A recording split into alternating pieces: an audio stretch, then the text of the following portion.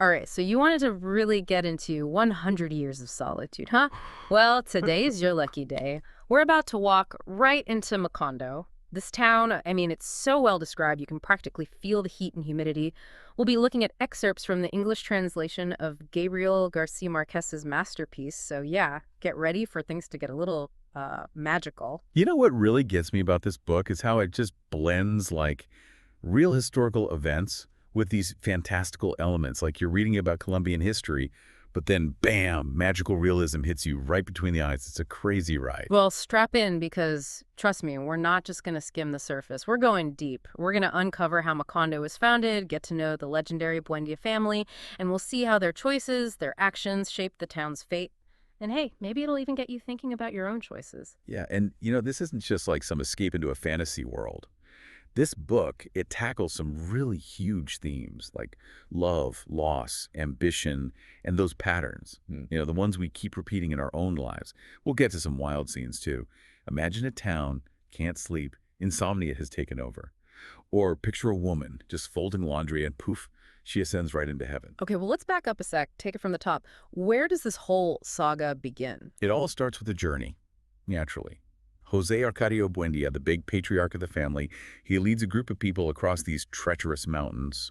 They're looking for the sea, but instead of finding the ocean, they find this swampy, isolated area and they decide, hey, let's build Macondo right here.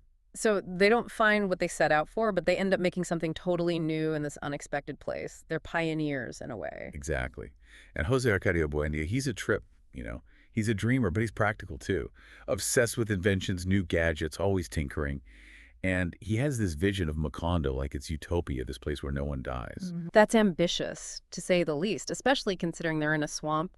Did they really believe they could build a perfect world in a place like that? Well, you hit the nail on the head there.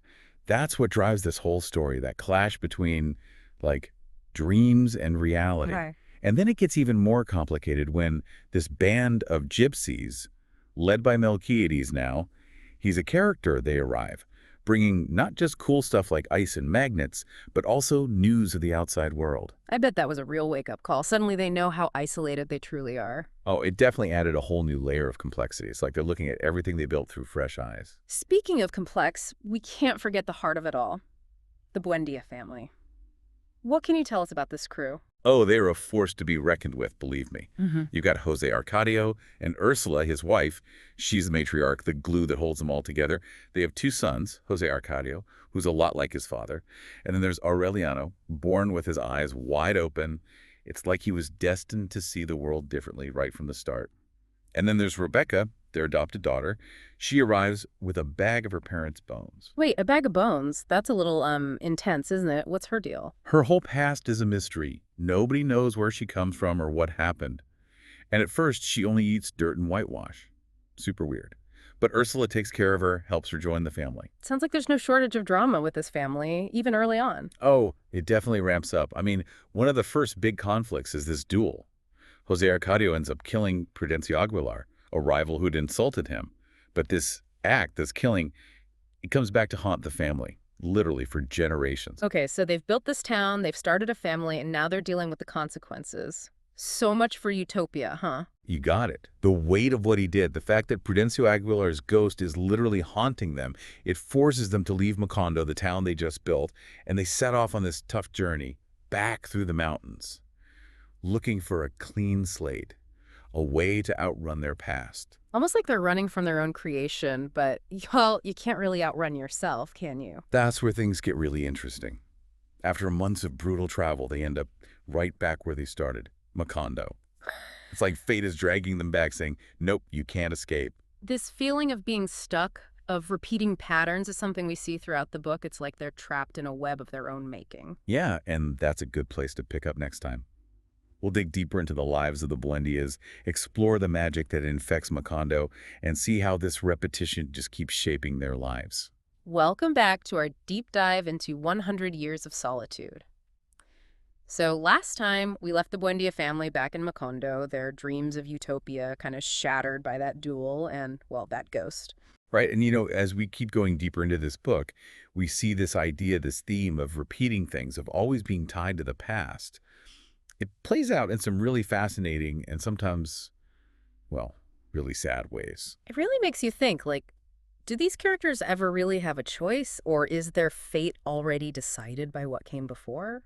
That's something that Garcia Marquez is exploring the whole time in this book. This idea that maybe we're all just controlled by forces bigger than ourselves, like the sins of our ancestors. But even with that, even with this idea of destiny, there's still these moments where people try to rebel to break free. Yeah, before we get to the rebellion part, I'm still hung up on this whole bag of bones thing with Rebecca. It's such a crazy image. Do we ever find out more about her past? Her past stays kind of mysterious, which makes her even more interesting.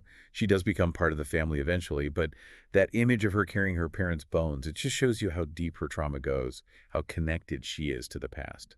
It's like she's a symbol of carrying the weight of history, even if you don't fully understand it. Oh, and speaking of weight, we got to talk about the insomnia plague in Macondo. That's got to be one of the most memorable parts of the book. Oh, totally. The insomnia plague, it's like prime magical realism, right?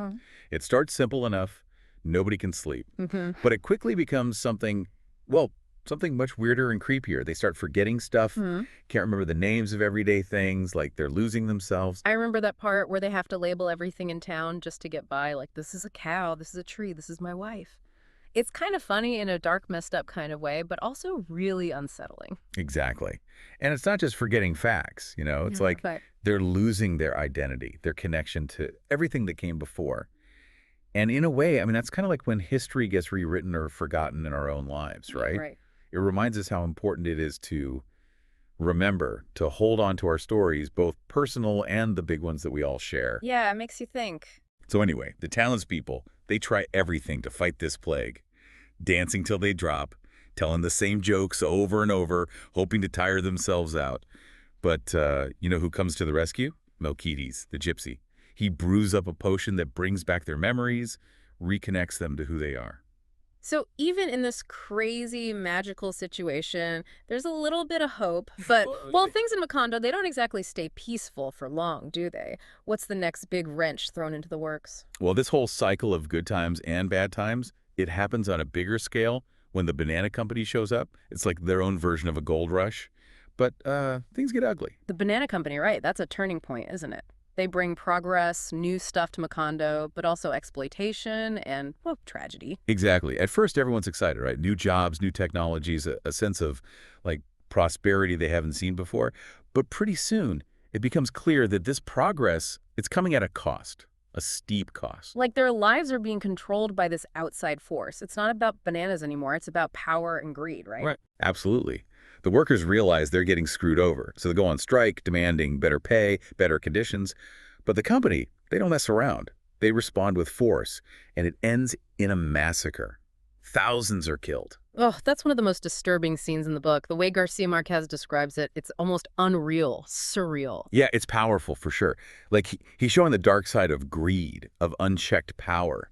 And this event, this massacre, it just hangs over Macondo like a curse. It marks the start of the town's downfall. So they've dealt with internal struggles, plagues, and now this outside force that basically rips the town apart. It's a lot to handle. Oh, you have no idea. But before we get into the last part of Macondo's story, we got to talk about the last generation of the Buendia family. All that love, loss, and, well, the solitude that defines their lives. Okay, so we're back. We've seen how Macondo was founded. We've been through all the ups and downs of the Buendia family and how that banana company really messed things up. Yeah, and as we get to the last part of 100 Years of Solitude, this idea of solitude, I mean, it's been there the whole time, but now it really takes over. Like the town is becoming, well, kind of a mirror of what's going on inside the Buendia family. We meet Amaranta Úrsula, she's the last of the Buendias, and her husband, Gaston. They're like a breath of fresh air, maybe a chance for Macondo to come back to life. Yeah, you do get this feeling of a new start with them. Their love, it's passionate, alive, totally different from all the messed up relationships we've seen in the family before. But even their story, it's happening in a town that's falling apart, literally and, well, kind of spiritually too. Do you think their love could have actually saved Macondo? Or was it already doomed? That's the big question, right? Could love be enough to overcome all that history, all those mistakes? Garcia Marquez doesn't really give us a clear answer, but he makes us think about it. And remember, for like 100 years, the Buendia family, they haven't had any children born from love. But with Amaranta Úrsula and Gaston, something changes. Right. They have a child, don't they? What happens? Yeah, their child, Aureliano, he's like the result of all their love. Yeah. And for a minute, you think maybe things are going to be different for them, for Macondo. So there's hope, right? A chance to break out of all the solitude and tragedy. Well, remember what we said about fate, about those cycles that keep repeating? Their child, well, he's born with a pig scale. Oh. Yeah. It's like this echo of that prophecy that's been hanging over the Buendia family since the beginning. And then it's awful, but the child, he's carried away by ants. That's so sad. It's like the past is literally destroying the future. And poor Amaranta Ursula, what happens to her? It destroys her. She loses the will to live. She dies soon after. Complications from childbirth, like the weight of everything. The fact that she can't escape what's happened to her family, it just breaks her. And Gaston. He's heartbroken. He makes the arrangements for the burial and just leaves Macondo. It's a ghost town now. The jungle's taking over. A town that was once so full of life, reduced to nothing. So what about those parchments Melquiades left? Don't they have the answers about the Buendia family's destiny? They do. It's the last Aureliano, the one born with his eyes open, who finally figures out how to read them.